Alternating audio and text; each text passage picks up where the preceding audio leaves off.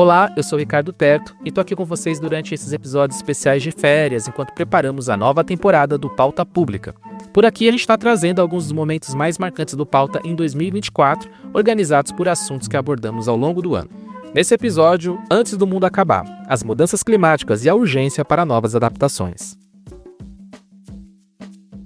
Com o tema da temporada 2024 sendo Conversas que não podemos mais adiar, a gente não tinha como deixar de trazer vários episódios trazendo desta, que é a grande e mais urgente questão de toda a humanidade neste século, as mudanças climáticas. Esse episódio reúne algumas das falas mais importantes dos nossos convidados ao longo do ano. Vocês vão ouvir por aqui as vozes da jornalista e pesquisadora Mariana Belmont, da mestra em planejamento urbano Gisele Brito e do ativista e escritor Ailton Krenak. Vale dizer que os links para os episódios de onde esses trechos foram tirados estão na descrição do programa. E aproveitando o embalo, nenhuma dessas conversas teriam sido possíveis sem a ajuda das pessoas que nos apoiam através do programa de Aliados. 2025 será outro ano desafiador e o Pauta vai seguir com algumas novidades e mais do que nunca precisamos da ajuda de vocês para seguir com esse trabalho que já vai para o seu 5º ano. Se você quiser saber mais como contribuir, acesse apoie.apublica.org e lá você vai ter todas as informações e já pode escolher um valor mensal que vai ajudar muito a todo esse trabalho continuar existindo. Por isso, vamos aos trabalhos. As transformações climáticas trouxeram inúmeros desafios em diversas áreas do conhecimento, inclusive no jornalismo e na comunicação. E mais do que nunca, a linguagem é insuperável, e dar nome às coisas ajuda com que debates importantes sejam levantados. É o caso do racismo científico. Lá no começo do ano passado, o termo foi ridicularizado por algumas pessoas que debocharam do uso desse termo, quando a ministra da Igualdade Racial, Aniele Franco, falou disso para comentar a tragédia ocorrida na zona metropolitana no Rio de Janeiro, onde 12 pessoas morreram por causa das chuvas extremas. Isso foi antes de todo aquele desastre no estado do Rio Grande do Sul, só para constar. Acontece que esse termo não é algo que veio do nada, e é fruto da conclusão de que pessoas que estão mais vulneráveis às consequências das transformações climáticas são as mais pobres e que a maior parte dessas comunidades são formadas por pessoas não brancas. Para explicar detalhadamente sobre isso, a gente convidou no episódio 107, Racismo Ambiental e Justiça Climática, a jornalista e pesquisadora Mariana Belmont. Escuta aí agora um pouco de como foi esse papo. Eu acho fundamental racializar o debate sobre justiça ambiental e justiça climática, né? Esses dois termos que têm se usado muito agora, especialmente na sociedade civil, em debates com movimentos ambientalistas, né? Eu, pessoalmente, em textos que eu escrevo, nas coisas com que eu trabalho, no meu trabalho, eu uso o termo racismo ambiental. Esse termo justiça climática e justiça ambiental, ele foi criado, né, internacionalmente para cumprir uma tarefa que a branquitude internacional não cumpre e, se não houver pressão social, nunca vai cumprir, que é falar sobre racismo, né? Então, tem a frase clássica, né, que a Coalizão Negra por Direitos aqui no Brasil diz, escreve e denuncia, que sem justiça racial não há justiça climática, justiça ambiental. Então, isso é muito importante se falar de racismo. Antes de falar, a gente precisa falar sobre racismo. E muitas vezes esse termo justiça ambiental e justiça climática, esses termos, eles são usados para não falar sobre racismo, para não falar sobre machismo, para não falar sobre patriarcado, sobre xenofobia, sobre homofobia. Então, usar o justiça ficou muito mais bonito, muito mais palpável, né? Eu acho que as pessoas esqueceram um pouco também do termo direitos humanos nesses lugares, né? Quando a gente acompanha as negociações das conferências do clima, enfim, você lê os documentos, você percebe que, primeiro, que nenhum documento traz a questão racial, nenhum documento. Nenhum documento traz a questão afrodescendente, questão negra no debate. E quase nenhum fala de direitos humanos de uma forma mais clara e com proposição. Então, acho que num país que a gente tem 56% da população negra, né, autodeclarada negra, a gente precisa dar nome às coisas, né? A branquitude tem muita dificuldade em falar sobre racismo, né? O termo racismo ambiental, ele foi criado, né, pelo ativista Benjamin Chaves na década de 80, nos Estados Unidos, né, durante um protesto por justiça ambiental no estado da Carolina do Norte. Durante esse processo, alguns manifestantes eram contrários à instalação de um aterro sanitário para resíduos tóxicos em um território majoritariamente negro. E aí o termo é criado a partir dessa situação, né, pelo Benjamin Chaves, e é importante conectar com o que acontece no Brasil. Quando populações são retiradas, removidas dos seus territórios por várias justificativas. Justificativa muitas vezes de área de risco, justificativa de grandes empreendimentos, né, como energia eólica, que na verdade traz muitos prejuízos e prejuízos à saúde de populações.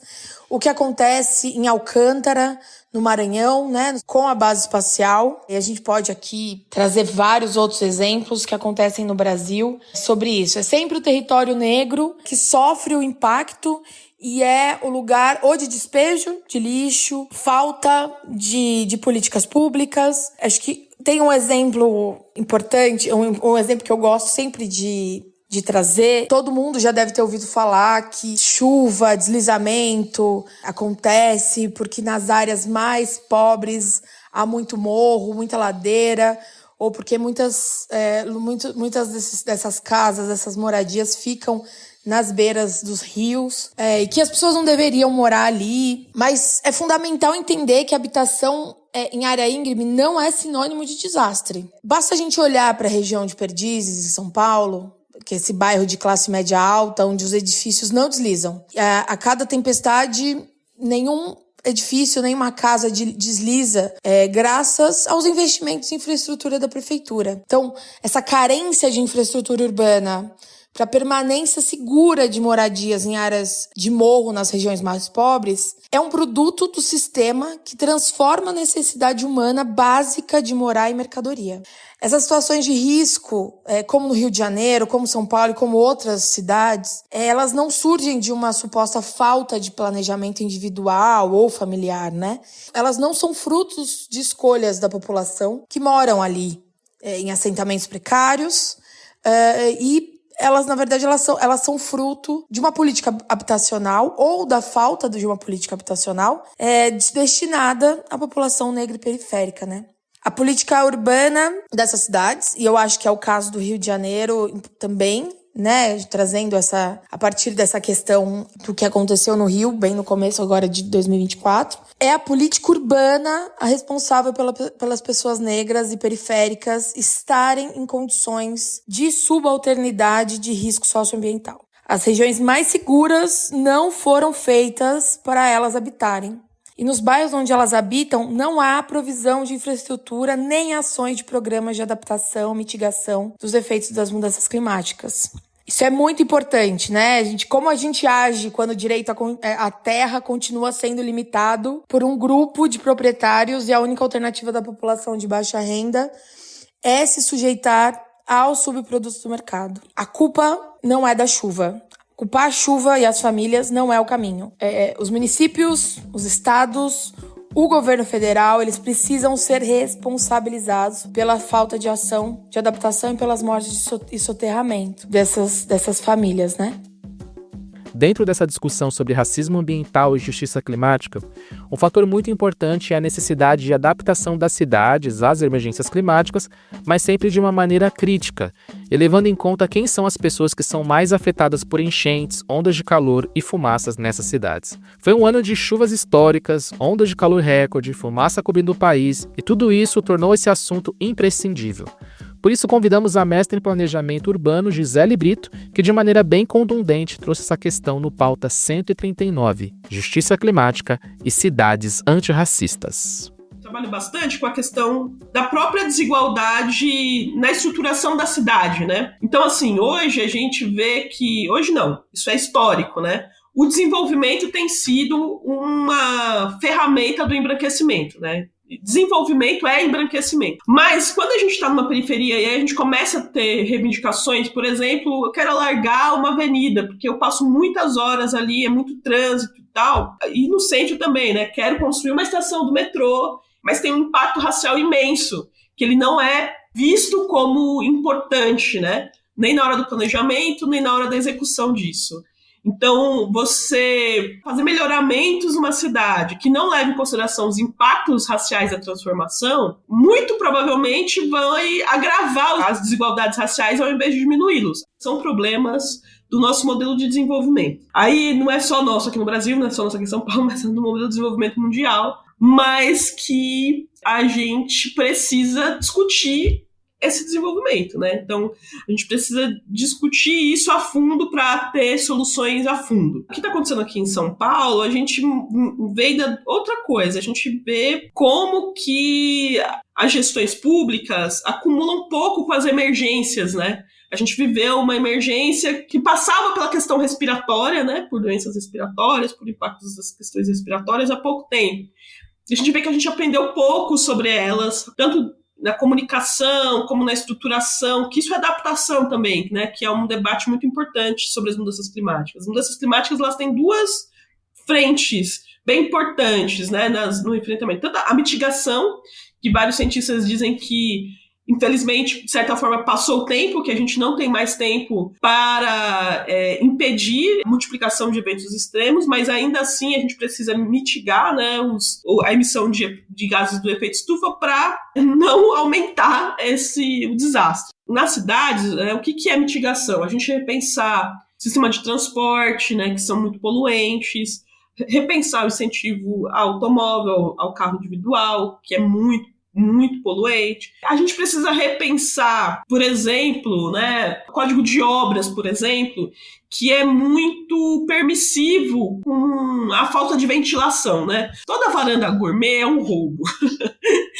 A varanda gourmet, ela é um artifício aí das construtoras para ter menos área construída computada. Mas isso tem uma consequência para as mudanças climáticas bem interessante, né? Porque quando você tem esses apartamentos que tem uma varanda gourmet, o apartamento tem 21 metros quadrados, mas tem 10 de varanda. Aí o que a pessoa faz? Assim que ela entra no apartamento, ela fecha aquela varanda, né? Na verdade, quando ela vai comprar, o stand já mostra aquela área incorporada com uma cozinha da casa.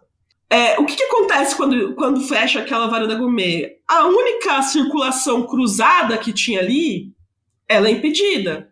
Então, o que também você incorpora imediatamente naquele projeto? Um ar-condicionado. E a gente tem que pensar que, de fato, com as mudanças climáticas, talvez a incorporação de ar-condicionado passe a ser uma demanda, né, muito básica da vida, assim, das pessoas. Agora, o que acontece se a gente é permissivo com isso? Em vez da gente pensar em arquiteturas que pensem em ventilação, né? Quem mora em cidade litorânea, por exemplo, a arquitetura das casas privilegia a ventilação, né? Cidade, em Belém, por exemplo, eu já estive em imóveis em Belém, mesmo apartamento que tinha todo um desenho para pensar a circulação cruzada e tal. É mitigação. E aí adaptação, que no caso da emergência que a gente está vivendo agora, a gente precisa estar preparado para isso, a gente precisa estar preparado com estruturar o sistema de saúde para que ele consiga receber as pessoas. A gente precisa preparar as escolas, né, para ter ambientes adequados, para ter ambientes que as pessoas que estão ali dando aula, né, na atividade da escola, consigam informar os alunos, cuidar dos alunos, né, pensar atividades adequadas. O trabalho, né, os trabalhadores que estão na rua, né, cara, outro dia eu vi um cara fazendo um reparo na rua, um baita sol, meio-dia, pensando, que loucura, né? Quais são as condições de trabalho dessa pessoa? Então, isso não está na pauta, porque é necessário enfrentar o modelo de desenvolvimento, não pensar política de adaptação sem pensar na mobilidade, na acessibilidade, na distribuição dos lugares de interesse da cidade, é pensar em revitimizar as pessoas com a distância, com perda de tempo dentro de transporte, ou empurrar as pessoas para soluções individuais. Bom, mas se hoje o mundo parece que agora está acordando lentamente de um transe em que antes achava que podia explorar vastamente todos os recursos do planeta e poluir os céus, os mares, a terra, de onde vem a nossa comida, e tudo isso sem nenhuma consequência, os povos indígenas vêm dando esse alerta há muito tempo. Para fechar esses episódios especiais, a gente trouxe uma fala que foi ao ar no episódio 112, especial Mundo em Colapso, gravada nas atividades de 13 anos da agência pública, que trouxe aí várias conversas importantes e encerrava com a mesa Antropoceno e Mudanças Climáticas. A fala do ativista e escritor Ailton Krenak trouxe momentos que com certeza ressoam na cabeça de todo mundo que escutou esse programa até hoje. Antropoceno, para quem não sabe, é uma teoria que argumenta que estamos vivendo hoje uma nova era geológica que substituiu o Holoceno. O Antropoceno seria uma era em que as condições climáticas da Terra são totalmente influenciadas pela ação humana. O Krenak começa sua fala trazendo a sua perspectiva sobre esse debate e depois ele acaba derretendo a todos nós com uma fala arrebatadora. É só ouvir. O evento climático, ele é uma realidade na nossa pele, no nosso corpo, no nosso território. Ele mata as pessoas, ele deixa muita gente desabrigada. O planeta hoje já tem a estimativa de cerca de 500 a 600 milhões de pessoas desabrigadas, preambulando no planeta, se afogando nos oceanos, levando tiro no México, no Haiti, na Palestina, morrendo por aí. Os eventos extremos, torrando a gente a 40 graus, 45, 50, 60, eles vão ser cada vez mais incidentes sobre todos nós. Mas os mais vulneráveis, obviamente, são os pobres. O Eduardo Galeano, dizia que as serpentes preferem picar o pé descalço. Ele não pica o pé de quem usa bota. Geralmente ele pica um pezinho descalço, meio débil. E débil é quase 1 bilhão de pessoas no planeta Terra, sem casa, sem abrigo, sem território, sem cidadania, sem nada. Essa gente eu já chamei de subhumanidade. É uma subhumanidade. Ora, se nós sabemos que já se constitui uma camada de nós humanos que não vai alcançar nunca a mínima condição de humano, ele nunca vai ser respeitado em nada, ele vai ser esmagado pela polícia, ele vai ser abusado pelos governos. Onde cabe democracia nisso? É como se a gente estivesse reclamando de uma democracia que, se a gente tiver que ir a campo, pegar uma amostra grátis, a gente ia votar com a mão vazia, né?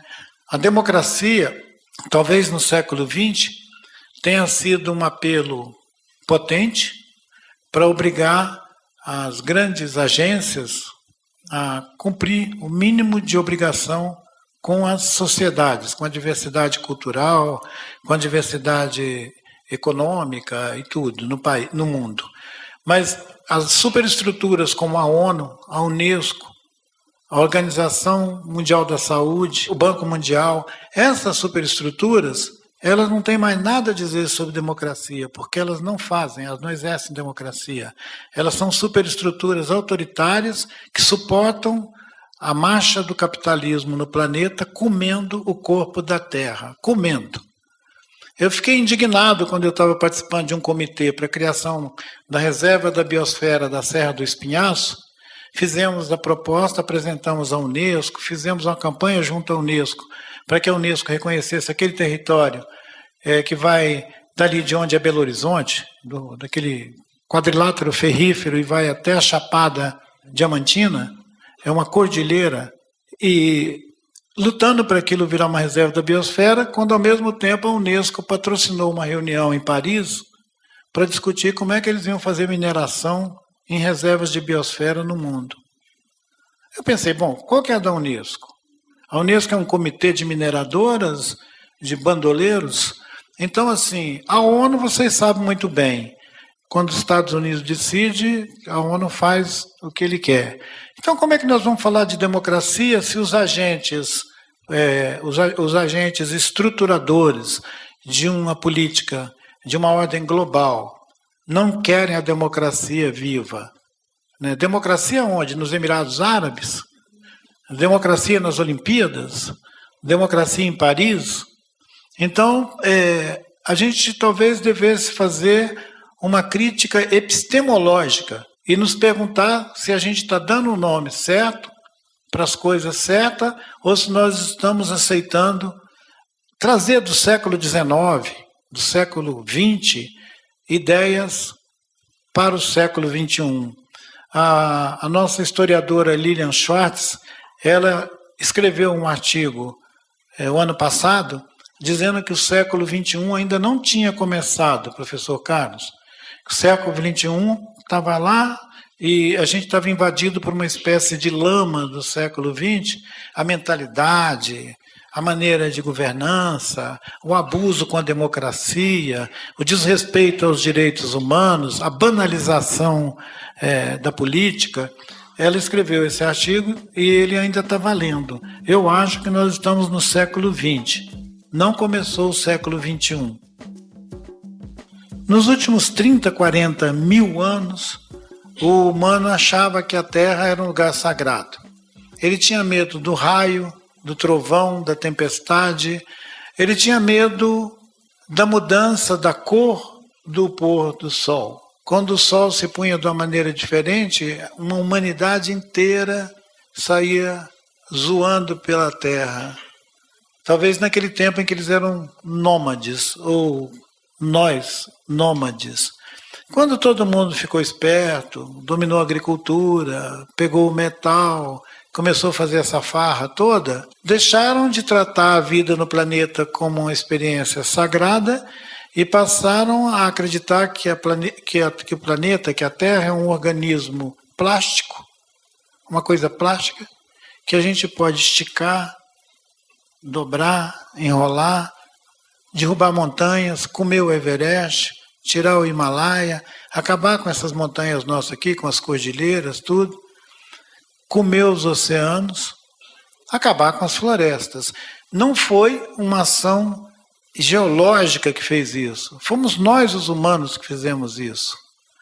Então, esses conselhos de cientistas que dizem não teve ainda o grau de alteração para dizer que é uma era, o antropoceno, eles estão trabalhando com a métrica deles. Mas lá por volta de 92, eu recebi o Davi Yanomami, ali no Butantã. Tinha uma casa ali que chamava Casa do Sertanista, e nós tínhamos ocupado a Casa do Sertanista e instalado a Embaixada dos Povos da Floresta lá. Eu, de certa maneira, assumi de maneira autoritária e nada democrática essa embaixada. Eu era um embaixador dos povos da floresta por minha própria conta. Ninguém foi lá me desautorizar, então eu estava lá. Vinha o Osmarino Amâncio, vinha o Chico Mendes, vinha todo mundo, eles admitiam que aquilo lá era a Embaixada dos Povos da Floresta, o Conselho Nacional do Seringueiro, o Davi Yanomami, os parentes do Xingu, e lá estava a Embaixada dos Povos da Floresta. Chega lá o Davi, visita uma instalação que um artista chamado Benê Fonteles tinha feito, que era um círculo desse tamanho que nós estamos aqui, nessa plataforma, com terra vermelha, que ele arrumou uns caminhões de terra vermelha, muito limpinha e bonita, e botou lá. Depois ele trouxe farinha, aquela farinha grossa, farinha de iriri, trouxe farinha do Pará também, e botou uma auréola de farinha. Depois ele botou um cocar, ele enfeitou toda aquela espécie de biosfera com essas coisas todas. E o Davi veio para fazer uma fala, acompanhando a gente. Aí, isso há 40 anos atrás, 30 e tantos anos atrás, vamos lá, 91. Aí o Davi fala: os humanos estão queimando o peito do céu. Ele é um xamã, né? Estão queimando o peito do céu. É lógico que a maior parte daquela audiência ficou: os humanos queimando o peito do céu. Aí ele falou: já estão fazendo um buraco. O que é interessante, e o professor Carlos sabe, é que por essa época foi quando começaram a dizer que nós estávamos acabando com a camada de ozônio que protege a biosfera do planeta aqui, né? Os Yanomami estavam vendo isso, e não era do painel do clima que eles estavam vendo. Eles estavam vendo isso da floresta, das experiências que eles estavam vivendo dentro da floresta, assim como os nossos parentes cientistas do Alto Rio Negro já estavam reclamando do desaparecimento de vários indicadores de cada época do ano. Tem aquele filminho feito lá no Xingu, que é Para Onde Foram as Andorinhas, e que denuncia, é um marcador que denuncia que alguma coisa grave está acontecendo, porque o ciclo de aparecer e desaparecer uma espécie na floresta, que se desaparece uma coisa dessa, para esses povos antigos, é uma mudança geológica, uma mudança climática, que eles não vão usar esses termos, claro, porque esses termos têm dono. Eles têm dono. É por isso que é geológica. Então a autoridade para falar disso é o geólogo. Agora, e se o nome da coisa não fosse mudança geológica, era geológica, fosse, por exemplo, uma era sensibilidade cósmica? Essa coisa que você não acha que você vive só dentro de uma esfera. As cosmovisões, para mim, elas têm muito mais alcance do que uma apreciação geológica. Mas talvez nenhum cientista vai ser capaz de negar a evidência de que nós estamos comendo o corpo da Terra, feito uma peste. E a última vez que eu abordei o tema, eu disse que daqui a uns 20, 30 anos, as pessoas vão derreter feito lesma na calçada. O calor vai estar tão chapante que um cara sai de casa e derrete na calçada. Para um geólogo isso deve ser um escândalo. Até que o próprio geólogo derreta na calçada.